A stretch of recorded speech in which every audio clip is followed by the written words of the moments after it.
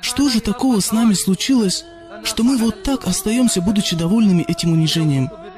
Мы продолжаем скорбить по Кудсу, двор которого оскверняет всякая нечисть, а по ночам в котором бывает безлюдно. Возможно, и вы хотите узнать так же, как и я, что же произошло.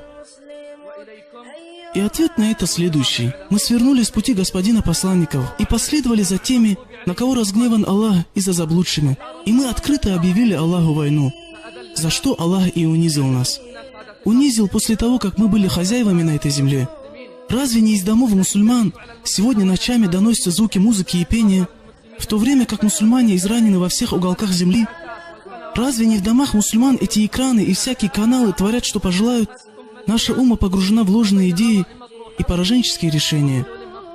Наша умма скитается между деятелями искусств, средствами массовой информации и полным подчинением им. И все это после того, как нашим девизом было Аллаху Акбар.